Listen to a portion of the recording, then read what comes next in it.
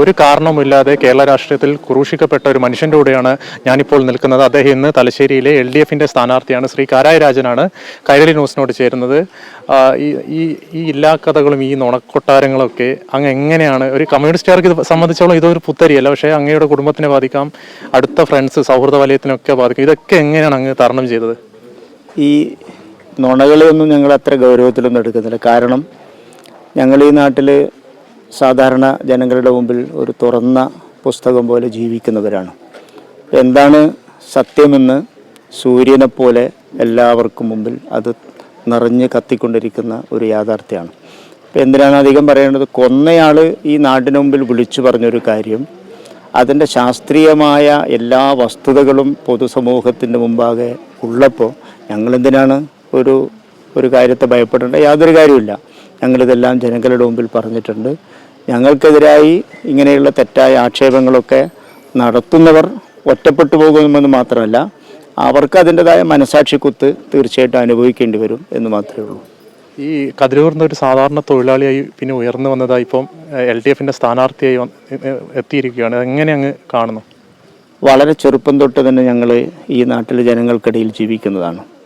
ഇവിടെ ഓരോ അമ്മമാരും ഞങ്ങളുടെ സ്വന്തം മക്കളെ പോലെ കരുതുന്നവരുണ്ട്. സഹോദരിമാർക്ക് ആങ്ങളയായി, അതുപോലെ അനിയന്മാർക്ക് ഏട്ടനായി ഈ നാടിനോടൊപ്പം പ്രവർത്തിച്ച ഒരു പൊതുപ്രവർത്തകന് എല്ലാ തരത്തിലുള്ള പിന്തുണയും ഈ നാട് നൽകിയിട്ടുണ്ട്. ഒരിക്കലും തലശ്ശേരി കൈവിടില്ല. കതിരൂർ പ്രദേശത്താണ് നമ്മളിപ്പോൾ നിൽക്കുന്നത്. ഈ മണ്ണിൽ ചവിട്ടി നിൽക്കുമ്പോൾ അത്രയും വലിയ വൈകാരികമായ നിമിഷം ഉണ്ടാവും. ഈ കതിരൂർ നമ്മൾ അങ്ങ് സൂചിപ്പിച്ച പോലെ നമ്മൾ കതിരൂരിലാണ് നിൽക്കുന്നത്. ഈ തലശ്ശേരി കലാപകാലത്ത് ഒരു വീട് പോലും ഇവിടെ കതിരൂർ പരിസരത്ത് ആക്രമിക്കപ്പെട്ടില്ല എന്ന് കേട്ടിട്ടുണ്ട്. അങ്ങയുടെ ഇടപെടലൊക്കെ നിർണായകമായിരുന്നു അതിലെന്ന് കേട്ടിട്ടുണ്ട്. എന്താണ് അത് പറയാനുള്ളത്? കതിരൂർ കലാപകാലത്ത് ഞങ്ങളൊക്കെ ചെറിയ കുട്ടികളാണ്, 6ാം ക്ലാസ്സിൽ പഠിക്കുന്ന കുട്ടികളായിട്ടാണ് ഞങ്ങളൊക്കെ ഉണ്ടായിരുന്നത്. പക്ഷേ ഇവിടുത്തെ തൊഴിലാളി പ്രവർത്തകർ അന്ന് ഇതിൻ്റെ മുമ്പിൽ നിൽക്കുന്നത് ഞങ്ങൾ കണ്ടിട്ടുണ്ട്. അതൊക്കെ നോക്കിക്കണ്ട ഒരാളാണ്. കതിരൂർ ബസാറിനിപ്പുറത്തേക്ക് കലാപകാരികൾ ഇരച്ചു വരുമ്പോൾ ഇങ്ങോട്ട് കടന്നു പോകണമെങ്കിൽ ഞങ്ങളുടെ ശരീരത്തിൽ ഞങ്ങളെ കൊന്നിട്ട് മാത്രമേ പോകാൻ പറ്റൂ എന്ന് പറഞ്ഞിട്ടാണ് അവരെ തിരിച്ചയച്ചത്. അതുകൊണ്ട് ഈ കതിരൂരിനിപ്പുറത്തുള്ള ഒരു മുസ്ലിം ഭവനങ്ങളും ആക്രമിക്കപ്പെട്ടില്ല, ഒരു ദേവാലയവും ആക്രമിക്കപ്പെട്ടില്ല.